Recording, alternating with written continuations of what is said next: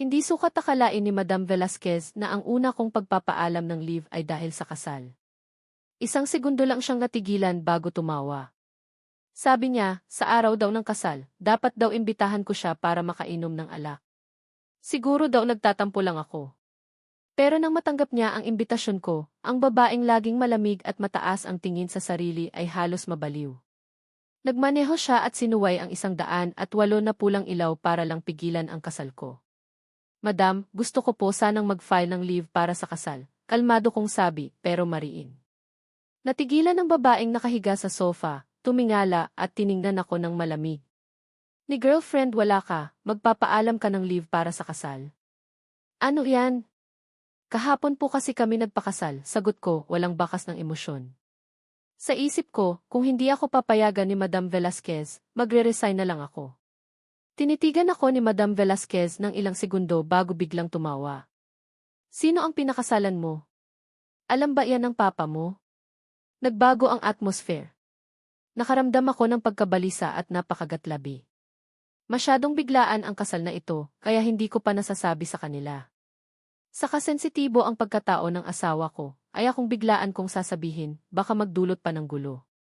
Hindi ko po maaaring sabihin kung sino ang asawa ko, pero ipapaalam ko rin po sa pamilya ko. Salamat po sa inyong pag-aalala, Madam.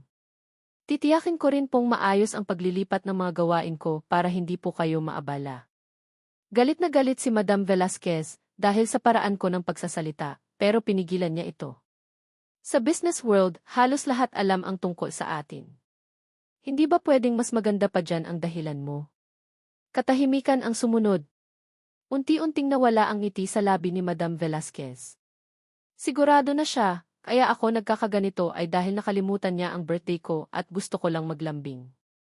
Higit 10 taon na rin kaming magkatabi sa kama, kaya kung dati, pasensyoso niya akong pakikitunguhan. Pero ngayon, nakatuon na ang pansin niya kay Ian Elim na kababalik lang mula sa ibang bansa. Wala na siyang oras para pansinin ako. Nawalan siya ng pasensya at nagpabaya. Bahala ka. Basta imbitahan mo ako sa kasal, sabi niya, tiyak na nagsisinungaling ako. Halos lumabas na ang panunuya sa kanyang boses. Pagkatapos, pinaalis niya ako sa opisina. Natapilok ako ng bahagya at yumuko para itago ang aking reaksyon. Nangyari pang dumating si Ilim para pag-usapan ang isang deal. Habang dumadaan sa akin, tiningnan niya ako na parang basura. Ipagtimpla mo ako ng kape. May importante kaming pag-uusapan ni Madam. Sa panlabas, isa lang akong assistant, pero halos ako na ang pangalawa sa kumpanya. Maliban kay Madam Velasquez, walang sinuman ang nangahas na magsalita sa akin ng ganoon. Pero ngayon, may lakas na ng loob si Ilim na magmalaki. Humigpit ang hawak ko. Nang akala ng lahat na hindi na ako magpipigil, tahimik akong pumunta sa pantry. Walang tao roon, ang tunog lang ng coffee maker ang maririnig. Dahan-dahang kumalma ang naguguluhan kong isip.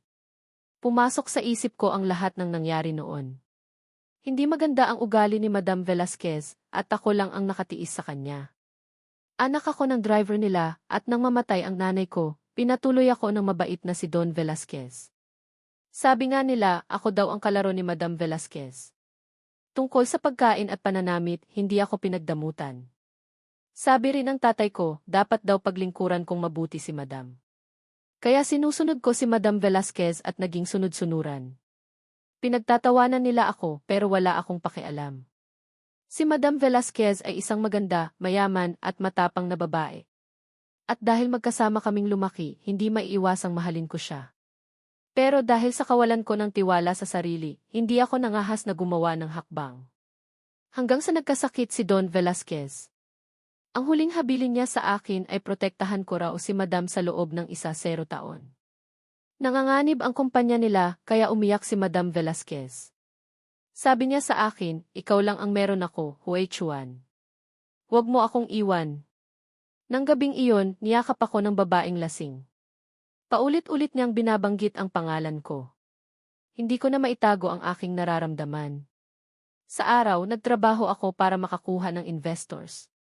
Sa gabi, kusang loob kong pinaglilingkuran si Madam Velasquez. Kahit nahihirapan ang kumpanya, ipinagbili ko ang dugo ko.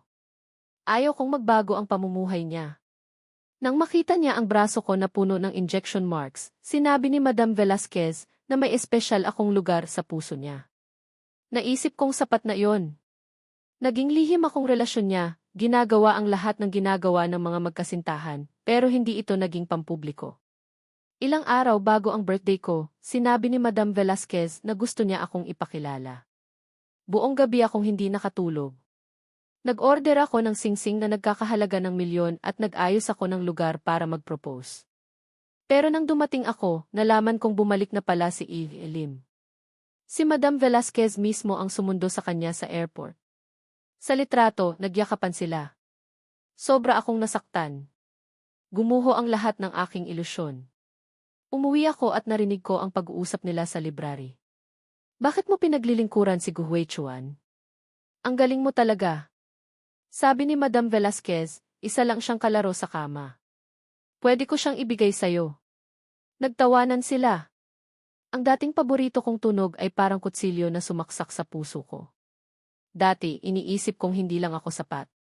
Ngayon, nalaman kong hindi pala bukas ang puso ni Madam Velasquez sa akin.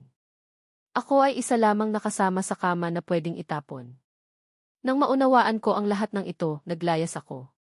Nang bigla akong nabangga ng kotse, naisip kong mas mabuti pa siguro kung mamatay na lang ako.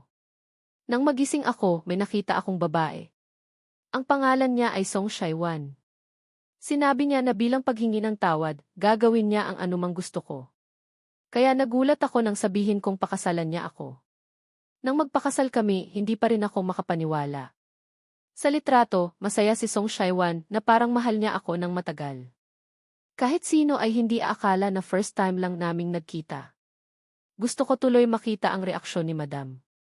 Kinabukasan, nakita ko si Ilim sa opisina. Nakahawak siya sa baywang ni Madam Velasquez. Nakita ko rin na tumingin si Ilim sa akin. Nakita ko ang walang emosyon kong mukha. Kung dati, masasaktan ako. Pero ngayon, nagpapasalamat ako na wala na akong nararamdaman. Nagpatawag sa akin si Madam at sinabi na maghahanda raw ako para sa welcome party ni Ilim. Sinubukan kong tumanggi dahil busy ako. Pero nagalit si Madam Velasquez at binato niya ako ng tasa. Sabi niya, sino ka ba sa akala mo? Akala mo ba hindi kami kikita ng pera kung wala ka? Sabi naman ni Ilim, hayaan mo na. Baka nasaktan ko siya noon, kaya maisama siya ng loob sa akin. Nakaramdam ako ng sakit sa daliri ko. Nagalit si Madam Velasquez at sinabi na kung hindi dahil sa tatay niya, namamalimos na ako. At sinabi pa niya na kahit ano, mas importante pa rin si Ilim. At kung magdadagdag pa raw ako, paalisin na niya ako kasama ang tatay ko. Nanigas ako. Sa isip ko, may sinumpaang pangako ako sa tatay niya. Nagtiis ako at sinabi na aayusin ko ang party. Nang pagod na ako, nakatanggap ako ng video call mula kay Song Shaiwan. Tuwang-tuwa siya at ipinakita niya sa akin ang kanyang wedding dress. Noon ko lang naalala na nakalimutan kong pumunta sa fitting. Nakita ko ang kanyang disappointment. Nataranta ako at nakaramdam ako ng sakit. Kaya sinabi ko na sasamahan ko siya sa susunod na araw. Tuwang-tuwa siya. Pagkatapos, may biglang sumipa sa pinto. Si Madam Velasquez. Sabi niya, sino ang sasamahan mong pumili ng wedding dress? Tumayo ako at sinabi na asawa ko. Galit na galit si Madam Velasquez. Sigurado siyang nagsisinungaling ako. Tiningnan niya ako at sinabi, hindi pa ako nakakita ng babae sa tabi mo. Sino naman kaya ang papatol sa anak ng driver? Tumahimik ako at nanigas. Isang kakaibang kahihiyan ang bumalot sa katawan ko. Nang makita ko ni Madam Velasquez, inisip niyang nagulat lang ako, kaya mas lalo siyang naniwala sa kanyang hinala. Nawalan ako ng lakas para makipagtalo. Ilang araw pagkatapos, nagkaroon ng welcome party ang mga Velasquez. Halos lahat ng kilalang tao sa business world ay dumalo. Lumaki sina Madam Velasquez at Ilim ng magkasama. Magkatugma sila at itinuturing silang perpektong magkapareha. Noong nag-aral sa ibang bansa si Ilim, maraming nalungkot. Nang bumalik ako na halos kamukha ni Ilim, pinagtawanan nila ako at sinabing ako ang kapalit ni Ilim. Ngayon na bumalik na ang tunay na Ilim, nagsimula na naman silang magsismis. Nakakahiya talaga. Bumalik na ang tunay na Ilim, pero hindi pa rin umaalis ang peke. Sobrang kapal ng mukha. Kung hindi dahil kay Madam Velasquez, wala namang karapatan ang anak ng driver na makipaghalubilo sa atin. Nabalitaan ko pang ang nakikipagkompetensya siya kay E.M. Elim. Kadiri talaga. Paulit-ulit ko nang naririnig ang mga komentong ito. Sanay na rin ako. Hindi ako pinapansin ng mga kaibigan ni Madam Velasquez. Sinasabi nilang nakuha ko lang ang posisyon ko sa Velasquez Group dahil sa mukha ko. Hindi nila alam na 0 taon na ang nakakaraan, nang halos malugi ang Velasquez Group. Ako ang nagtanggal ng mga corrupt na empleyado at nagbago ng marketing strategy. Uminom ako hanggang magdugo ang tiyan ko para lang makakuha ng investors at mailigtas ang Velasquez Group. Kung wala ako, wala na sanang Velasquez Group ngayon. Nakakatawa lang na walang nakakaalala ng aking mga pagsisikap. Sa paningin nila, anak pa rin ako ng driver, isang mahirap at hamak na tao. Tumawag sa akin si Song Shaiwan. Ang boses niya ay malambing pa rin. Matatapos ka na ba? Susunduin kita mga kalahating oras. Sa boses ng mabait na babaeng ito, ramdam ko ang kanyang excitement. Ngumiti ako ng malungkot. Sa likod, naghiyawan ang mga tao. Ang magkasintahang pinalilibutan ng mga tao ay dahan-dahang naglalakad papunta sa direksyon ko. Si Madam Velasquez, nakasuot ng puting gown at may eleganting makeup, ay sobrang ganda na napapanganga ang mga tao. Nakatitig siya kay E.M. Elim. Para bang siya lang ang nakikita niya sa buong mundo. Ang magandang tanawing ito ay nagpapakita kung gaano sila kamahal. Sa sumunod na segundo, biglang kumahol ang aso. Kasabay nito, sumigaw ang katulong. Isang maliit na tuta ang tumakbo sa gitna ng mga tao at tumakbo papunta sa akin. Sa daan, nakasagi pa ito ng mga tao. Bumagsak ang plato sa kamay ng waiter at natapon ang alak sa mukha ni E.M. Elim. Nasira pa nito ang maayos niyang buhok. Mukha siyang basang sisiw. Gu Huichuan, sinasadya mo ba yan? Maitim ang mukha ni E.M. Elim. Kahit hindi ka masaya na bumalik ako, hindi mo naman kailangang sirain ang reputasyon ko. Ang sama ng ugali mo.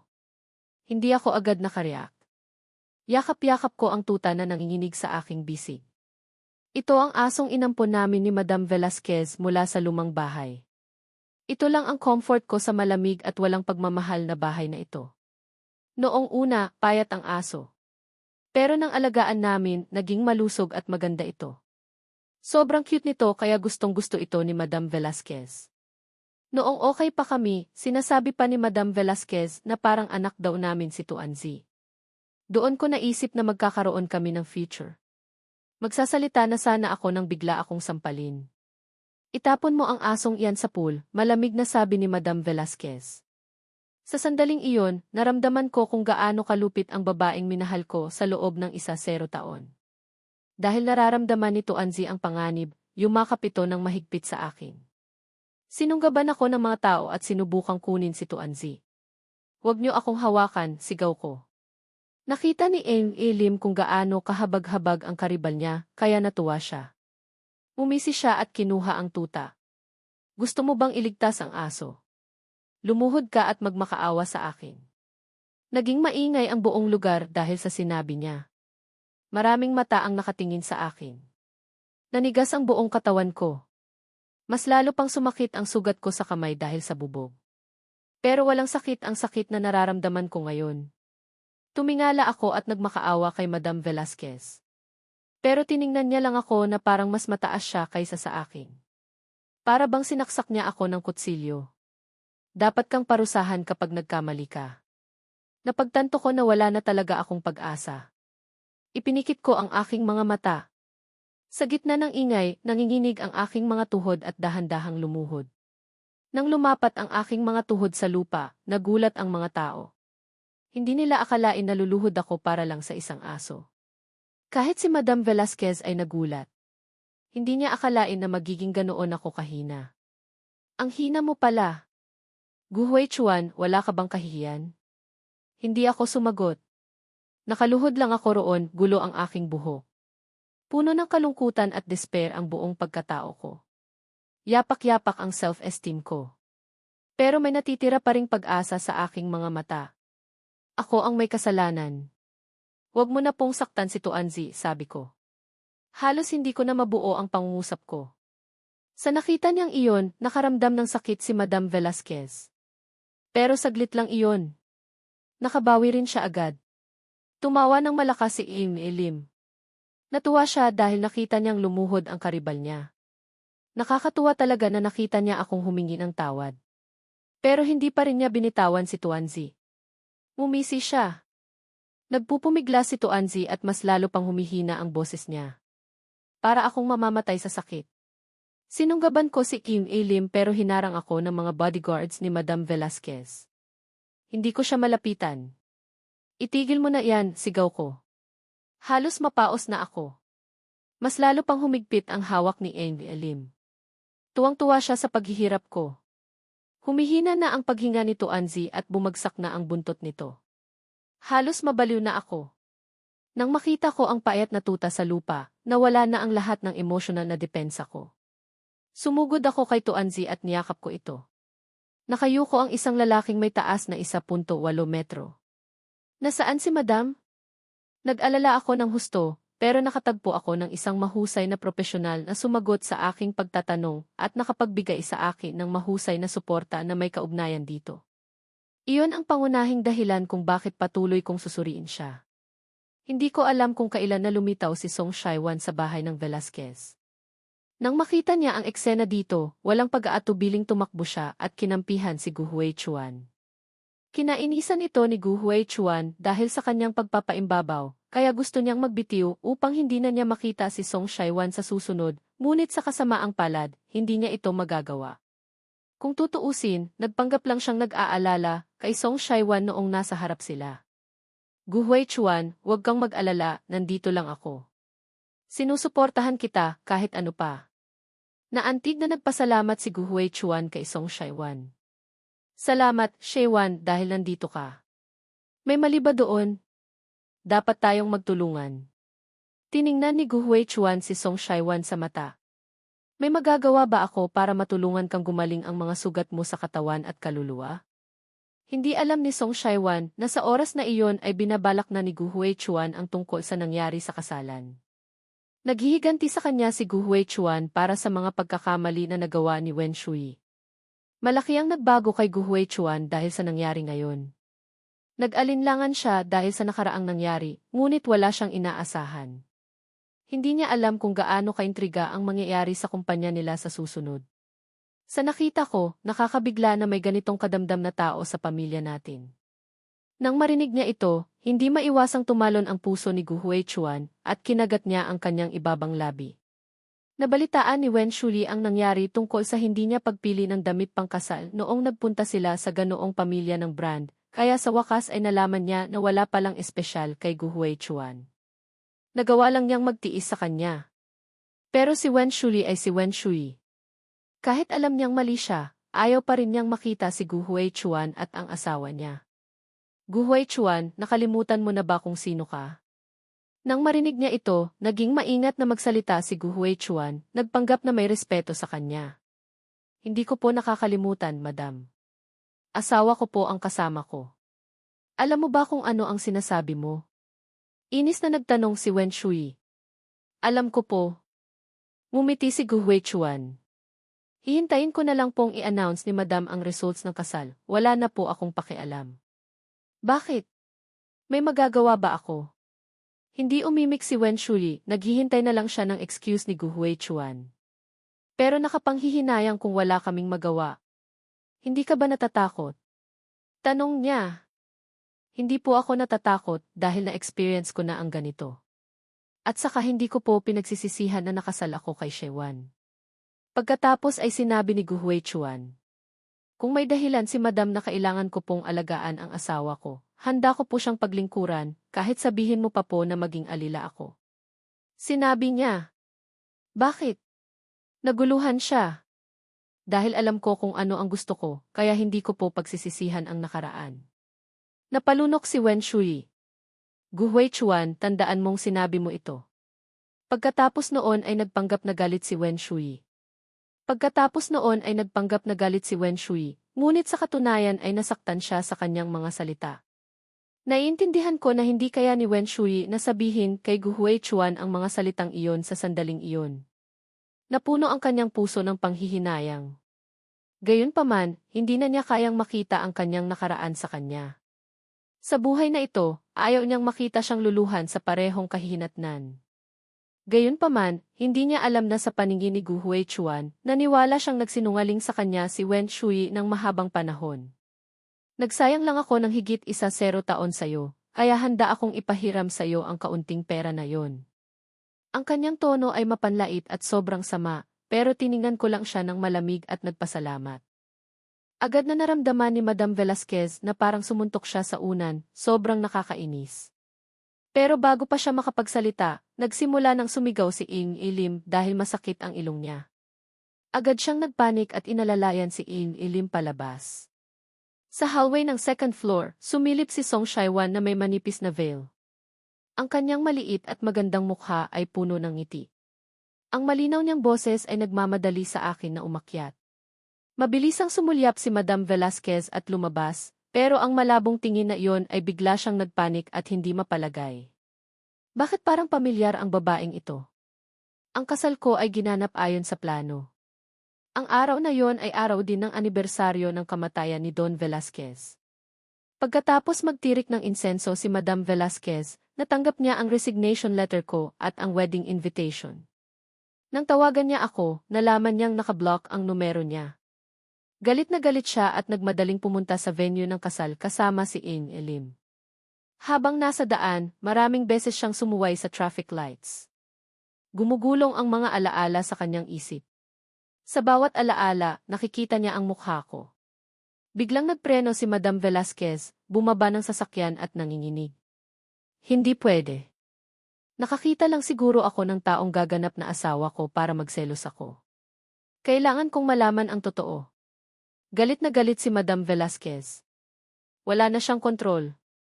Ang taong hawak niya sa kanyang palad ay biglang umalis. Hindi pa rin niya alam na mas importante ako sa puso niya kaysa sa inaakala niya. Hindi niya pinansin si Ing Ilim, tumakbo siya papunta sa venue ng kasal. Malapit nang magsimula ang kasal.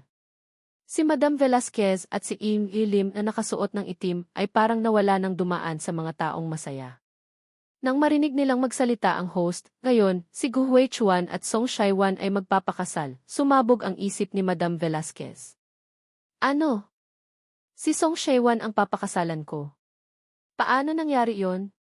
Sobrang gulat at galit siya. Tiningnan niya ang mga tao at nakita niya ako na nagmamadaling lumapit. Mukha siyang hindi makapaniwala at gusto niyang malaman ang totoo.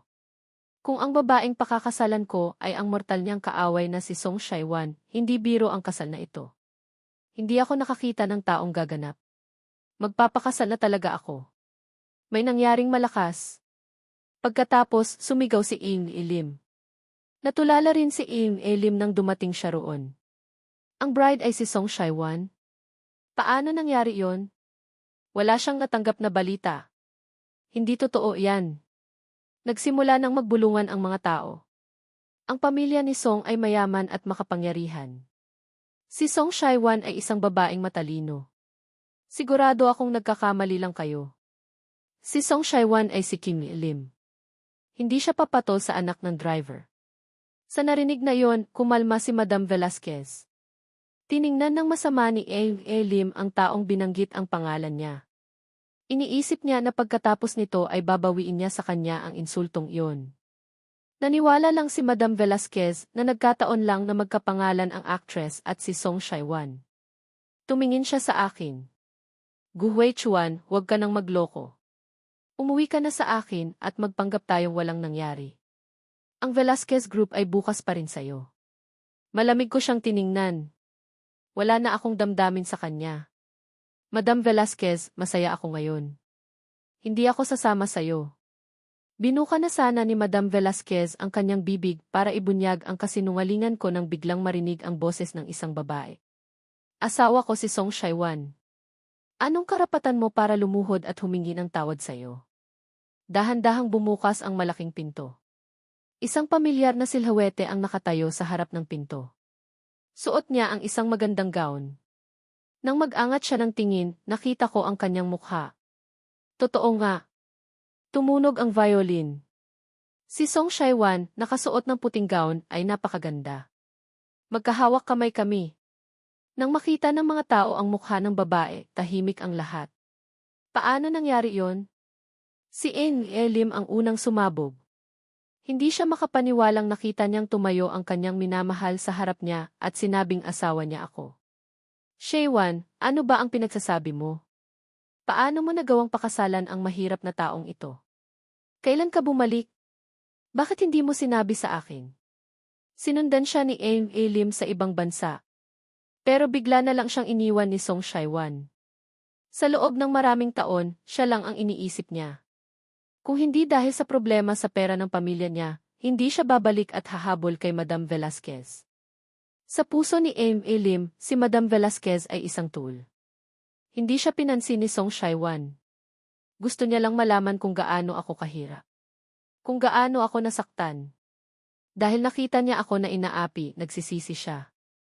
Hindi niya gustong maging mabait sa akin si Wen Shui. Maitim ang mukha ni Song Shaiwan.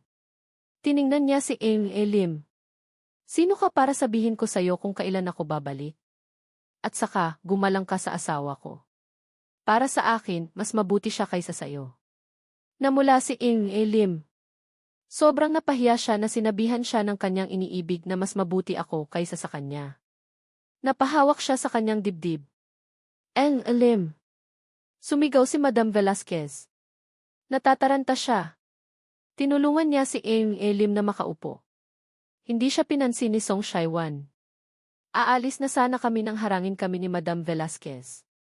Galit na galit siya kay Song Shaiwan dahil kinuha niya ang iniibig niya at pinahirapan siya ng sobra sa ibang bansa.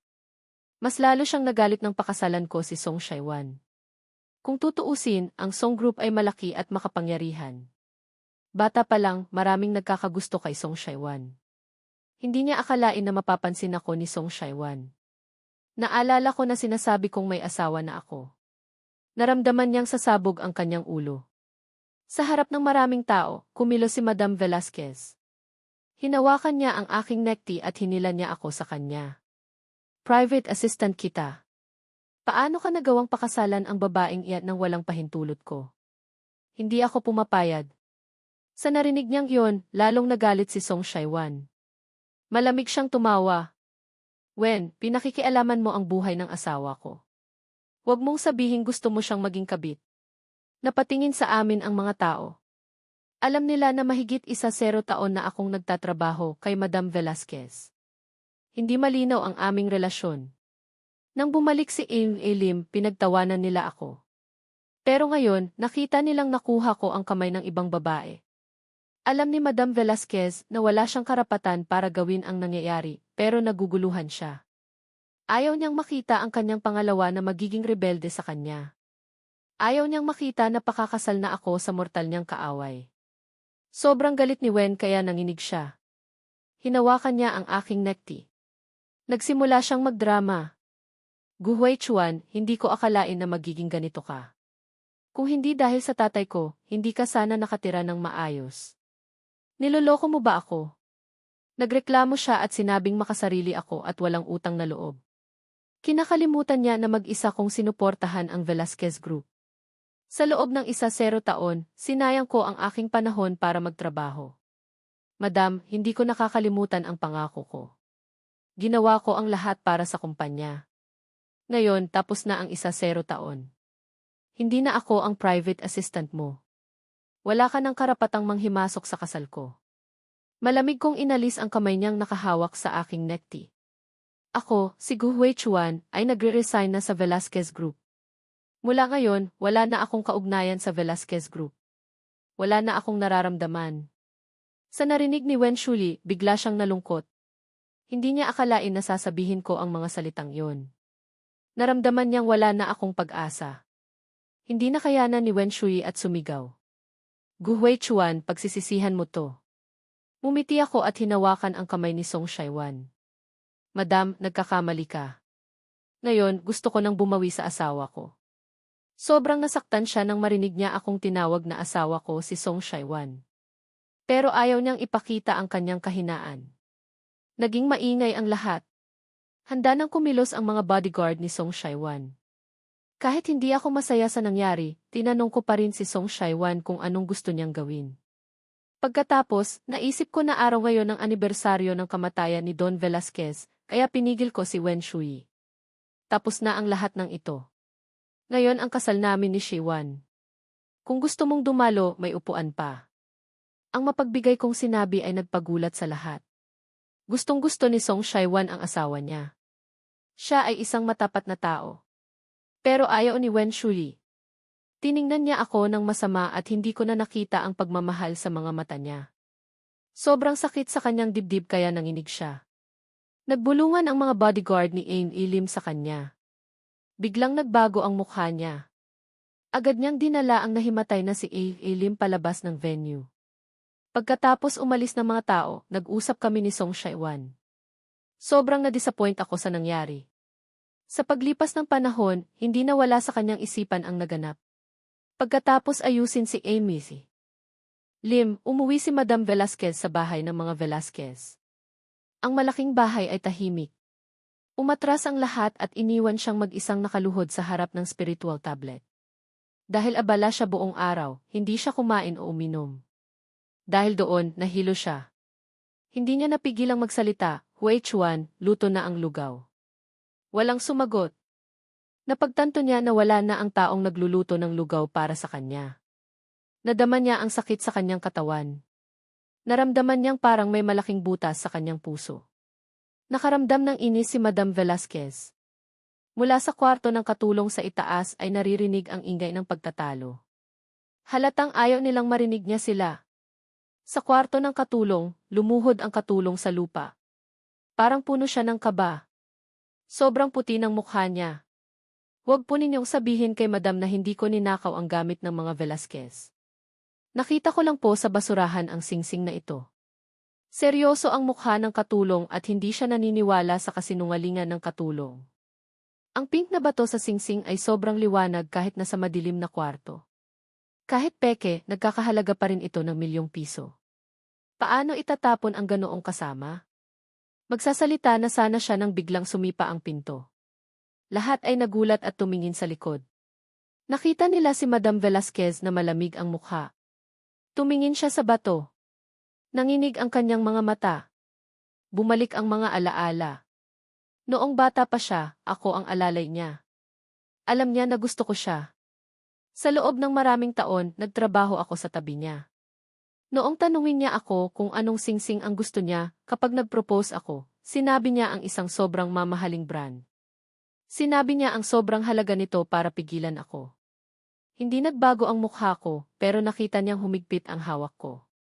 Akala niya ay umatras na ako dahil wala akong perang pambili nito. Hindi niya alam na nakita niya ang singsing sa bahay ng mga Velasquez. Baka binili ko. Sa nakita niyang mukha, natakot ang katulong. Tumakbo siya papunta kay Madam Velasquez at nagmakaawa. Madam, patawarin niyo po ako. Itinapon ni Gu ang singsing sa basurahan. Nakuha ko lang po at itinago. Hindi ko po talaga ninakaw. Sobrang lungkot niya pero hindi nagbago ang mukha ni Madam Velasquez. Sinipa ni Madam Velasquez ang katulong. Dahil sa galit, nanginig ang mga kamay niyang maihawak na telepono. Hindi na siya makapagpigil. Gusto niyang malaman kung naisip ko na bang mag-propose sa kanya. Sinubukan niyang tumawag pero busy ang telepono.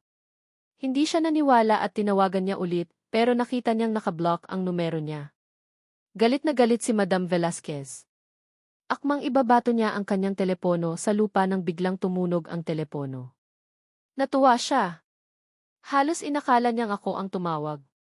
Nang makita niyang ang sekretarya niya, si Lee, ang tumatawag, nagalit siya at sinagot ang telepono. Madam, may problema. Kahapon, pagkatapos ibigay ang pera sa Lu Group, gusto na nilang umatras sa aming deal. Nasira na ang lahat ng kapital ng kumpanya.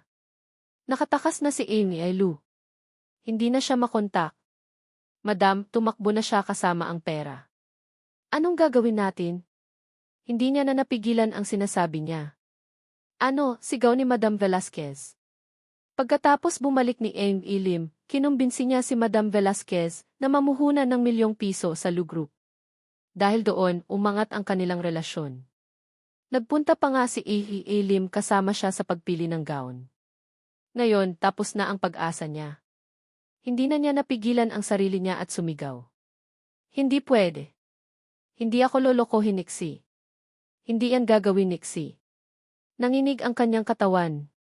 Gusto niyang pumunta sa mga para tanungin si Lim kung bakit ginawa niya yon, pero nang pumunta siya sa lumang bahay nila, wala na silang makita roon. Napagtanto niya na lahat ng ito ay isang kasunduan. Nahimatay siya sa sobrang galit. Hindi niya akalain na ang nakaraan ay nagawa lang para gamitin siya. Niloloko lang siya, Nixie, para magbigay ng pera sa kanila. Pagkatapos, iniwan niya siya. Nagsuka si Madam Velasquez ng dugo.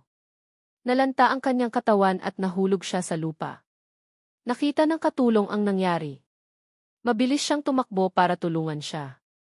Narinig niyang sinasabi niya, "Hui Chuan, mali ako." Nang magising siya, walang tao sa paligid. Ang tahimik. Si Madam Velasquez, na dating napaliligiran ng mga tao, ngayon ay nag-iisa. Ang katotohanan ay sobrang sakit. Naaalala pa niya ang gabi-gabi na magkasama kami. Sa ulo ni Madam Velasquez, naaalala ko ang gabi na iyon na magkasama. Hindi niya magawang itanggi na mahal niya ako. Gusto niyang magkita kami. Kinuha ng katulong na naglalakad sa labas ang telepono upang tumawag sa kanya. "Madam, hindi ko na kayang patagalin ang ganitong sitwasyon. Ngayong wala na tayong pera sa account at hindi na natin kayang magbayad ng sweldo." Seryosong sinabi ng katulong. Nanginig si Madam Velasquez. Nagsimula siyang tumawa. "Kasalanan ko ang lahat ng ito, ngunit buti na lang at nagawa kong kontrolin ng maraming taon ang grupong ito ng Velasquez." Huminga ng malalim si Madam Velasquez. Sinubukan niyang bumangon at sinabihan ang katulong na magbenta ng ari-arian sa kanyang pangalan.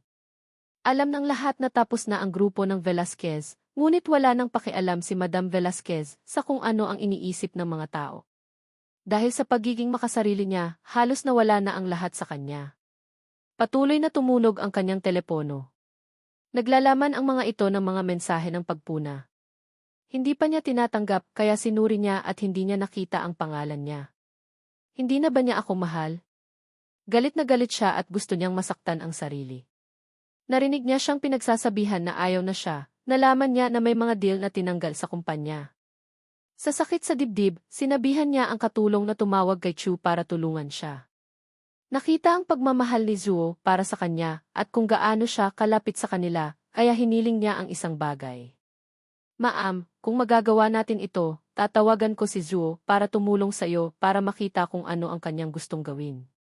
Naging mas mahinahon siya at sinabi na gusto niyang magkita. Narinig ang pagtawag ni Zuo ng kanilang pagmamahal. Ibinigay ni Chu ang telepono at nagbago ang kanyang hitsura. Gayunpaman, nagkaroon din ng mga kasabihan na hindi na niya siya kinakailangan. Hindi niya maintindihan ang lahat ng mga problema na kailangan niyang lutasin. Pagkatapos magsabi ng masama, hindi na siya nakapagpagsalita at nagsinungaling. Nagulat siya nang nakita niya ito at nagbigay ng isang dahilan para gawin ito. Sinasabi na kung naging siya noon sa harap ni Shai, mas masaya sana sila. Alam ko ba kung ano ang mangyayari? Nagbabala siya sa kanila na huwag gawin ang mga ito. Malamang pero nakapag-asawa na ako. Kaya huwag ka nang gumawa ng ganyan sa mga babae na sasaktan ako. Nagiging nakakatawa ka at hindi kita kakausapin. Ang desisyon nilang maghiwalay ay naging malungkot. Sinampal niya, nangyari na naman na nawasak siya dahil nabigo siya na sinubukang iligtas siya. Hindi nagtagal, tumawag siya para sabihin sa kanya na hindi na niya siya babalikan muli. Pagkatapos ng tawag na iyon, galit niyang sinira ang lahat na nag-iiwan ng walang ano-ano. Sa kabilang banda, wala siyang alam na naghihintay sa kanya si Zhu na magbihis ng puting damit. Tumingin siya kay Gi na kumakatok sa pintuan na gumagawa ng boses kuneho. Sa kanyang hindi kapanipaniwalang paraan, lumabas siya at inalagaan siya. Inayos niya ang malapit niyang buhok at binigyan siya ng mungkahi, ngunit alam niya na mahal siya ni Yu. Sino si Yuan na gumagawa ng ganitong bagay? Bahagya siyang natigilan at tila hindi inaasahan na makikilala niya si Yuan sa okasyong ito. Nang hindi nagtagal, bigla niyang naalala ang nangyari noong matagal ng panahon. Tinulungan siya dati ng kapamilya niya, hindi niya ito ipinagkanulo. Lumapit siya sa kanya. Naalala niya, ang katotohanan na ang isang tao ay tumutulong sa kanya sa kanyang kaarawan. Hindi na mahalaga kung bakit siya handang dumalo sa kasal. Maraming salamat, ang lahat ay gumagana para sa amin. Pagkatapos magsalita ng malumanay, hiniling niya na kunin ko ang kanyang mga item. Wala akong kailangang sabihin dahil ito ang tamang oras. Gayunpaman, mas malaki ang tiwala ko sa kanya sa ilalim ng mga sitwasyon na tulad nito. Bakit ako pumayag na pakasalan ka noon? Sa lahat ng oras ay tumulong kayo dahil sa madaling sabi ay nalugmok na ako. Kung tutuusin noon, malapit na ang anibersaryo ni Mama. Sa buong gabi, nagpakita kayo sa libingan at nagbigay ng pag-asa at kalungkutan, kaya nakapagdesisyon na ako. Nagkita tayo noon sa libingan. Ngayon, sinundan mo ba ako? Pagdating sa kasal, ito ay nasa libingan ang kami ay nagkita. Matapos malaman ito, nakaramdam ako ng kasiyahan na hindi siya nakalimutan sa amin. Pumunta kami sa libingan dahil nakahanap na ako ng bagong buhay sa aming pagkakaisa. Tila ayaw naming ipagpatuloy ang paksang ito at agad na tumawa si Guy. Alam niya na sinasabi ko ang totoo, kaya hindi ko na kinailangang magpaliwanag. Sa hindi sinasadya, tumayo siya at kinarga ang maliit na babae. Malumanay niyang binalot ang kanyang puting binti, nag-aalala na baka malamigan siya. Sobrang bait niya, sabi ni Shaywan sa kanyang sarili. Umupo lang sila roon hanggang mag-umaga nang dumating ang pamilya ni Song para sunduin siya. Inalok siya ng papa ni Song ng pera, pero tinanggihan ko siya. Natapos ang kanyang mga alaala sa mabangong pabango ni Shaywan at ang kanyang nakakatuwang ngiti habang paalis. Ang pangalan ng taong ito ay si Gu Huichuan. Sobrang ganda ng kanyang pangalan. Susunduin ko siya kapag nagkita kaming muli. Nagawa niya. Nang magkita sila muli, nakilala niya ako. Hindi niya alam kung bakit gustong-gusto niya ako. Sinabi nilang nagsisimula sa sakit ang pagmamahal. Nang makita niya ang lungkot sa aking mukha, hindi siya nag-atubiling umakyat. Hindi ako naniniwala sa love at first sight noon, pero nabago na ako ng isip nang makita kita. Sobrang flattered ako. Pula ang aking mukha. Nagpanggap akong ayusin ang necktie ko. Sa nakita niyang hitsura, nagkaroon ng ideya si Shaywan. Lumapit siya sa akin at bumulong, mag-asawa na tayo, Gu. Kailan mo gagawin ang karapatan mo? Sumabog ang aking isip. Hindi ko na maintindihan ang sinasabi ni Shaywan. Kinaumagahan, nang magising siya, sumasakit ang kanyang likod. Maaga akong nagising para magluto, mag-ehersisyo at magtrabaho. Nang makita niya akong seryoso, naalala ni Shaywan ang isang salita. Yan ay bastos na hayop. Kagabi, paulit-ulit niya akong pinindot at binulong ng mga salita. Nagbihis ako at nagpanggap na wala nangyari. Nakaramdam ng hilo si Madam Velasquez. Nang magising siya, naririnig niya si Lee na nakikipag-usap sa mga prospective buyers. Habang pababa siya sa hagdan, nakita niya ang isang pamilyar na mukha. May ginintuang necklace ang matabang lalaki. Sa tingin niya, siya ay nakakadiri. Nang makita niya si Madam Velasquez, kumikislap ang kanyang mga mata. Si Chen Guoqing ay isang kilalang mayaman na tao sa negosyo. Mayaman siya, pero wala siyang pinag-aralan. Lahat ay nilalayuan siya. Noon, naaakit siya sa kagandahan ni Madam Velasquez at sinundan siya. Sinabihan ko siya na itigil na iyon. Dahil nakakadiri ang lalaki, hindi gusto ni Madam Velasquez na tumapak siya sa bahay nila. Dahil nakita niya si Chen, mabilis na bumulong si Lee. Madam, ang Chen na ito ang nag-alok ng mataas na halaga. Chen Guoqing, nakita ko ang mukha ng babae kaya nagpakilala ako sa isang hindi formal na kapaligiran. Ma'am Velasquez, nakatakda na sa'yo na matapos ang negosyo. Ako noon at si Guichu na magkasama, pero nag-alala pa rin ako.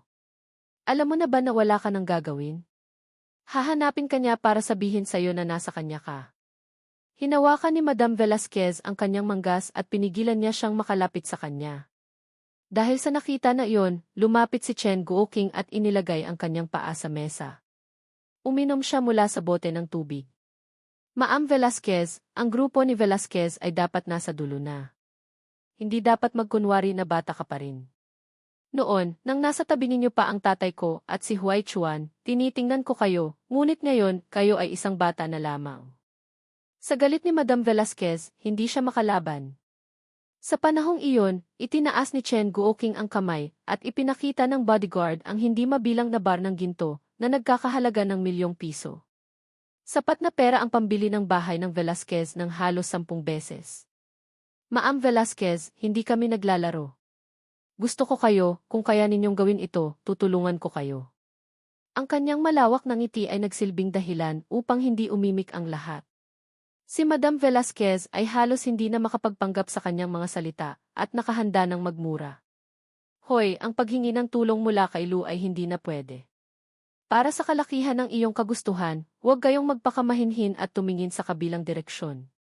Napasukan na lang siya sa kaunting nakakakilig na pakiramdam at nagpakita siya ng karumal-dumal na tingin na naglalayon na magpanggap na magkaroon ng isang magandang pakiramdam para sa kanya.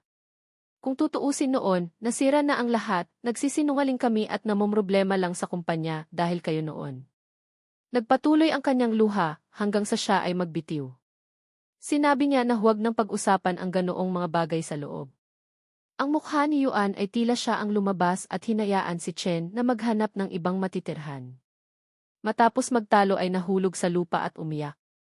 Nakita ni Velasquez ang hindi mabilang na pagkakataon na mangyari ito, ang pagsisisi para sa pagsunog nito ng pera at pagmamahal kay Wang Chuan. Ang mga maling inaasahan ay dumating dahil nagsimula kami. Wala kang ibang pagpipilian at hindi ko magagawa ang sinumang ayaw sa akin. Sinasabi niya. Habang pinamumunuan ang labasan, sinimulan na namin ang lahat dahil sa pagkapahiya sa pagkakaroon sa isang pamilya na tulad noon ay sinaktan namin siya. Inaliw pa rin namin ang taong ito at binuo ang isang ugnayan sa pagitan ng mga nakatatanda sa paligid. Sa pagkakaroon namin ito, hindi na niya alam ang mga problema kung paano siya matapang na nasakop. Tumakas si Zhou at nakita si Enrique Velasquez. Dahil nabigo na sila at hindi na maaring gawin pa ito ng mag-isa, hindi na nila magagawang mamili. Inilabas ng katulong ang telepono at nagpanggap na hindi gumagawa ng eksena na may napakalaking kaibahan sa naunang. Nang makuha niya ang telepono at nagsimula magbulungan, inihayag ni Velasquez na maghihiwalay na siya at binati siya para sa mahusay niyang trabaho. Nang sabihin pa nila ay may asawa na ang kanilang anak, may mga sinabi siyang hindi kayang tanggapin. Hindi niya naintindihan ang ganoong pag-ibig. Ang gulo sa nakaraan na nangangailangan na pagbayaran ay nagiging isang katotohanan. Hindi niya alam kung si Zhao ang dahilan na nagpatuloy ang pagsisinungaling noong matagal ng panahon. Si Ruyan ay laging kasama namin at madalas niyang tanungin kung kailan ba siya babalik. Kung tutuusin, nang makita siya ng buong araw at kung gaano pa siya nakakabata, naaalala ko ang lahat ng nangyari noong nagdaang kasalan. Bakit hindi ko ito maintindihan at inaakusahan kita ng mga bagay na ngayon ay walang katuturan? Sa sandaling iyon, nahirapan siya sa napakaraming pagsisisi. Sa sumunod na araw sa lugar ng trabaho, abala ako. Wala na dapat akong gawin doon dahil inisip kong hindi na siya papayagan o ipapanganak kami na naghiwalay. Sa pagsapit ng gabi, nang naririnig ang ganoong mga bagay, madaling maipahayag ko ang nais kong ipaabot sa kanya. Sa mga okasyon na may mahihirap na panahon, dapat kong pahalagahan na nagkakaroon tayo ng lahat ng kaaliwang kailangan. Dahil sa pagmamahal niya sa akin, may mga katanungan na sinubukan niyang hindi hilingin. Gayunpaman, sa oras na makita ninyo akong muli, magiging magkaiba na ang lahat. Sa pagpupulong niya sa amin, ang ginagawa lang niya ay sumunod sa akin na magkaroon ng mahusay na hinaharap. Hindi sana magtatagal at hindi na siya magpapakita. Bakit sa'yo pa rin siya nagsisinungaling? Sa huli naman wala siyang ginawa kaya magdesisyon na. Sa sandaling iyon, nahirapan ako dahil sa sobrang pagmamahal niya at tinalikuran ang maling nangyayari na magiging sanhi sana ng matinding sakit na kailanman. Nasa ilalim ng pangangalaga sa mga Velasquez, kung bakit hindi mo sinasabi ang tama para hindi masaktan ang nararamdaman mo. Alam mo ba kung gaano kita pinahahalagahan sa araw na iyon na gusto ko sa buhay ko na mapasa akin ka?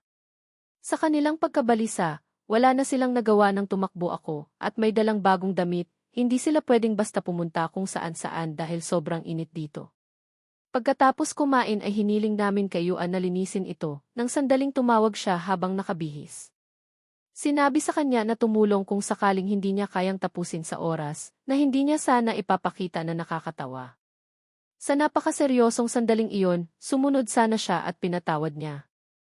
Malapit lang dito ang bahay, pero madalas naming hindi ito nagagawa ng maayos dahil pareho kaming abala sa isa't isa. Tiningnan niya si Sue. Saan mo ako nakita na nagpupumiglas sa aking katawan? Nagkunwari ako. Masaya na ang relasyon natin? Umiti ang buo kong puso. Nang mapagtagumpayan naming ayusin ang aming kaibhan, sumagi na sa aking isipan ang huli. Nanalig na naman kami sa amin na pinahahalagahan kami sa pamilya. Dahil ang kanilang pagmamahal noon pa man ay hindi kumukupas. Matapos ang nangyari noon sa mga Velasquez, naging maasikaso sila, kaya nakayanan na namin ang aming buhay sa pamilya. Sa sandaling iyon, nagmadali akong ipaalam kay Shaibin na nagbigay ng maraming mahal na bagay na kinakailangan para ilipat sa akin para magbigay ng pasasalamat. Sa hindi may paliwanag na pagiging maingat, mahirap para sa akin na hindi isuko ang kanyang kamay at magawa na ibigay ito ng mag-isa. Sa halip, maingat akong nag-check upang ipahiwatig na kailangan niya na panatilihin ito sa kanyang tagiliran. Hindi gaanong nagtagal na lumipad papalayo ang kotse. Magiging buo kang balot. Tumakbo si Shaibin upang tumulong sa kanya, na nais na mag-alok ng higit na hindi niya magagawa, pagkatapos ay gumawa ng isang mabigat na pahayag para mapalapit siya sa mas maliit na sasakyan. Inilagay ni Joanna ang damit na nagtatago kay Bito sa pagtatapos ng daan na siya ang magiging huling hantungan. Pagkatapos na ang malamig na gamot ay tapos, gagamitin ka pa rin. Ito ay palaging magiging paraan para sa pag-aalaga sa aking sarili, dahil ito ay palaging magiging mabuti. Tuwing umaga, kailangan niya ng higit na tulong sa akin, kung kailan mahirap kung alin ba ang pinakamahusay sa kanya, ang nagpapatunay na siya ay nagtataka kung ano ang magiging kailangan. I'll take care of this for you. Kinuha siya, ipinakita at inilarawan. Nang lumapit siya, ang sinumang sasakay ay masaya. Sinulyapan ko ang mga palapit na kotse. Nasiyahan ako dahil sa kanyang pagdating sa lugar. Sa wakas, ang galit ay nabuwal sa kanya. Dahil sa napakaraming maling pagkaunawa. Ang magagawang maging madali para sa kanila. Sinira niya at hinayaan na lumabas. Napakalaking bagay na gumawa ng gayon. Sa tulong ni Zhu para sa mga matatanda, alam na niyang hindi sila madadaan. Sa madaling salita, pinatindi at binalak ng mga katulong. Nakita mo nang malapitan si Guaijuan. Nakakuha siya ng isang tao at para sa kanyang lahat ng mga kagustuhan na gawin siya bilang mga bagong tauhan. Na may mga sandaling bago noon, alam niya na siya ay nagsasabi kung ang isa na maging siya noon ay maasikaso. Sana, sa sandaling iyon ay dumating ka na. Ang kasabihan ay hindi gaanong kasing hirap kung ano ito noong una. Matapos ang ilang sandali ay nakarating na sa isang patuloy na lokasyon mula sa lugar na dapat doon. Mula sa katagalan doon magtatapos na. Lumakad silang lahat sa isang lokasyon sa harap niya. Nakakuha sila ng isang tao na parang nagtatago ng labis-labis kahit na nag-ooperate sila. Pagkatapos niya ang nakikita ay parang nagwawala sa pag-iisip at pagiging mahirap. Para sa aking pagkakatiwala, ikaw ay may-ari na magtatagal. Pinatindihan niya ang kanyang pagiging, habang may mga tagapag-alaga mula doon ay pinananatili siya. Habang tinitingnan niya ang kaaya-ayang mukha, sa wakas. Habang mas masama ito, kailangan na maging mabait. Nakita niya si Tui at naglarawan, natagpuan niya na para sa kanya, na sinasabi ang katotohanan at gumawa. Dahil ito, kinailangan na niya na maging isang kabit. Sa nangyari, hindi ko na kailangang malaman at binabalaan kita. Na hindi malinaw na ang kasiguruhan sa kanilang sarili ay magkakaroon ng malapit na pagwawakas na nakita niya. Isiniwalat noong kaarawan, lumitaw ang kanyang puso, kung saan nakapagpanggap pa rin siya. Madapa ka na, sa panahong iyon ikaw, napagalaman ko na sinasaktan ka, at hindi kita kailangan. Dapat na malaman ng lahat, mas mahusay tayo.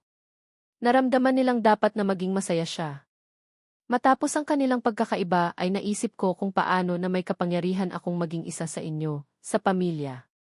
Dahil kayo magpakailanman ay nagpapahalaga sa akin. Matapos kaming tumulong ni Velasquez, hindi ko na kailangan na makuha ang mga pagpipilian. Sa hinaharap, kailangan mo na malaman kung hindi ka na mabait, sasaktan kita, magkakagulo na lahat at hindi na kita kakausapin. Ang pagpapatuloy na dapat maalaala ay kinailangan na magawa at ang kaalaman na kung saan nahanap kita, sana. Nangyari ito noong makasama ko ang malayang tumatakbong magkahawak kamay at ikaw ay sa akin. Naghihintay para sa isang babaeng naliligo sa karahasan sa harap ko. Ako ay umalis, nagkasakit sa puso. Nagsimula si Binsay na pag-usapan ako habang ako ay may nagawa. Salamat. Taliwas sa anumang nangyari para sa akin, nakadikit sa akin at gumawa para sa akin at ngayon. Natagpuan kung saan magkakahawak kamay ang pagdating ninyong pareho at nagdala sa akin ng hindi masukat. Nagpatuloy na magkaroon ng ilang sandali upang kung ano ang maging maingat, lumitaw pa rin na kailangan. Nanalangin na nakuha ang kaunting paghahanda. Hindi gaanong nagtagal, natagpuan kita at napagalaman na ang lahat ng ginagawa namin ay napakaganda. Sa nakitang mapanuya at walang pakialam ng ngiti ng mitibin sa mukha ni Nui, nakita naman ang matigas na balat ng ulong sa mukha ni Shijuan nang nakita na niya siya. Ang damdamin sa mukha ni Guai, masama at makapangyarihan. Nang makita niya ang anino ng nakatayo doon, na siguro kung may kinalaman si Shuvei. Sa kanila rin na tumulong kung sino at kung gaano kakaibahan na pinananatili at sa hindi. Nang maantala ka na magkaroon ng kung ano-ano, alam mo na. Sa maayos na kaalaman na hindi na pwedeng maging mas maayos ang iba. Matindi ako kung paano ko ginagawa. Sa kabilang balat, nagbigay ako kung ano talaga ang mahalaga. Ito sana ang nangyari sa mga sandali ng ito ay nangyari at ito na kung ano nangyayari sa kanila na matagal na. Sa hindi nakikitang, sinabi niya at may mga nagsinungaling sa kanyang buhay. Ngayon na ito at gumagawa na ako dito at nagpakita ako doon, nangyari sa iba na hindi dapat ganito. Para sa bawat isa, na kailangan at ako ay nagpasya. Ano? Sigaw sa akin. Sa nangyaring kailangan na alalahanin at kaalaman kung nasaan mo sana ako, nakita na nagkita tayo sa panahon na iyon. Nagkaroon kami kung hindi mananalangin. Sinasabi ko at kung ano kailangan at may napakagandang kahulugan at sa iba na kung saan ay maaasahan ka at ipapakita sa iyo. Dapat na malaman ng lahat, mas mahusay tayo. Naramdaman nilang dapat na maging masaya siya. Matapos ang kanilang pagkakaiba ay naisip ko kung paano na may kapangyarihan akong maging isa sa inyo, sa pamilya. Dahil kayo magpakailanman ay nagpapahalaga sa akin. Sa maayos na paraan, hindi na kailangan malaman at binalaan ko na kailangan ko magawa at alamin na doon, sana. Noong magkita ko, may kasama noon ang pagmamahalan. Ngayon, gusto kong malaman tungkol sa kanya, ang kanyang pangalan na may kinalaman. Ipagpatuloy itong pangyayari. Nakita ang ilang masasamang ugali. Hindi binigay ang ilang dahilan. Sa naganap, hinangad na iyon. Nakita ko ito, kinailangan at binawian. Sa pag-ibig ay nagbago at nagkasama kaming lahat. Matagalan ang kaalaman kung malapit na kaming maalaala at na maging kasama, sana. Nagkukwento na siya sa akin kung sa anong bahagi ako ay naglalarawan sa kabit ko noon sa kabilang. Nakita ito. Dahil kinailangan kita at may masamang hangarin at kung sa naglalarawan. Sana, sa sandaling iyon ay dumating ka na. May nangyari sa mga kailangan mo na alalahanin at kaalaman kung nasaan ka sana. Nakuha ng masama kung sana at ito sa inyong sarili ay ang may-ari. Mula sa kanila na maging maayos. Ano? Nais kita. Sa kanya ako naging may kabangisan, kinailangan at binawian. In the love with, kailangan ko magawa, mas maayos ang naibigay. Sana, sa sandaling iyon ay dumating ka na. Na nagawa sa mga nagmamahal para sabihin at kinailangan mo na ngayon at may ilan na may masama at para sa may-ari. Na nagawa ang malaya ng may naibigay na ginagawa. Sa mahusay na ginagawa sa pagkamayapaki at kung ano ang nakakabit, kinukwento at tinanggap ang mas maraming nilalarawan sa nagawa. Sa panahong iyon, kinailangan ko, sinabihan na huwag manakit at huwag masaksak. Bayaan na, hahayaan ang ginagawa sa mga salita na ang mayroon ako para sa kanila sa mga pinaniniwalaan ko. Malalim na malaman, mas mahusay tayo dahil pinapanatili ko para sa naabot niya. Tandang isinasaalang-alang na kung bakit sa akin ka nananahan at sa akin ngayon ay pinakakaraniwan sa aming pagiging. Nakasaad saan ang kalayuan malaya ang sa iyo sa kanilang sarili ang katotohanan at katotohanan ay nagkaroon ng may-ari. At dahil para sa akin pinapahalagahan ngayon. Ang malaya kayo, ang malaya na mayroon at mga may kapangyarihan na gumawa. Sa kinalaunan ang lahat kung alam mo sino at matagal nang nasabi. Sa pagkakilala, kung paano gumalaw, matagal ko na nagawa ang napili. Kung nasaan mo dapat ako sa sandaling ito ay hindi nakakaharap ng masama. Nais, sa katotohanan ang kailangan ang nagmamahal kayo. Sinabi, lumilipat ito sa katotohanan ng magandang pag-ibig.